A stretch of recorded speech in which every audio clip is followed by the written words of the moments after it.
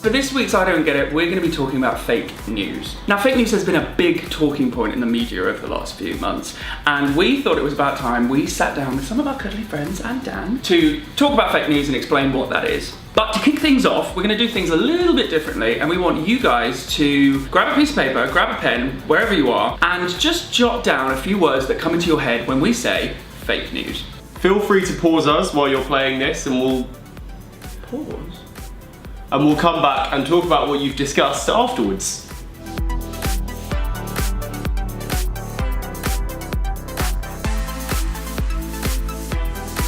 I'm gonna take a wild guess and say you've got the words Trump. You were thinking Trump. I was thinking Trump. Trust, confusion maybe, media, online, social media, maybe fear.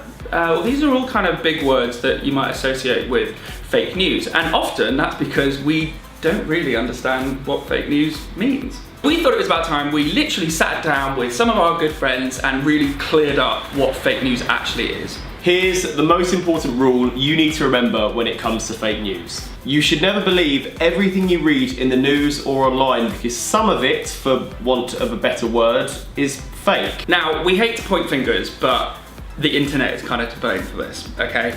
You guys sit at your computers, or you sit on your smartphones or your tablets or whatever, and you have the options to, retweet stories, you can play with GIFs, you can share it to whatever, the world is your oyster online. But what you've got to remember is, with so much content out there, it's easy for some people to basically make it up. Think about it, the last time you shared an article or retweeted a tweet, were you 100% sure that it was 100% accurate? Fake news describes news pieces written by organisations that aren't necessarily true and are intended to sway your opinion and make you think something else. Yeah, I mean, that's why it's really important you know where your news is coming from, which is why we're really glad that so many of you read First News. What you've got to try and remember is fake news has been put there for a reason, and often that is to make money or even sway how someone votes. You've probably heard how fake news may have influenced the US elections, which, of course, saw Donald Trump come out on top. Okay, so that's fake news. Now you've got it, here's how you spot it. Oh, I like that.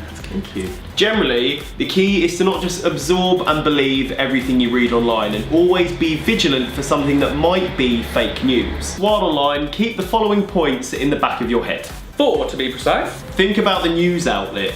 In other words, where you're reading the news. Is the source somewhere you know or trust?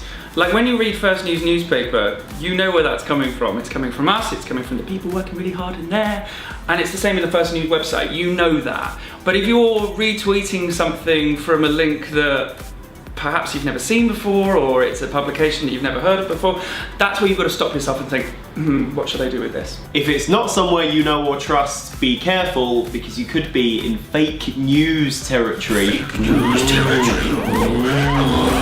I'm not sure about that. For news you can trust, stick to websites like BBC Newsround or First News or the First News Live website. Number 2,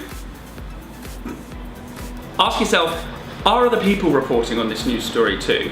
If they're not, again, you could be in fake news territory. If this is just some random story that you've read on a random site, be cautious. Number 3, always think and stop yourself and ask, is it a good idea to share this story? If you don't trust it, don't share it, and you could be stopping fake news in its tracks. And number 4, and I think actually this is probably the most important piece of advice, and that's, if you're unsure, ask an adult, okay? Adults, that's what you're there for. Kids, that's what they're there for. Speak to a parent, speak to a teacher. If you're unsure, they'll be able to help you unpick it.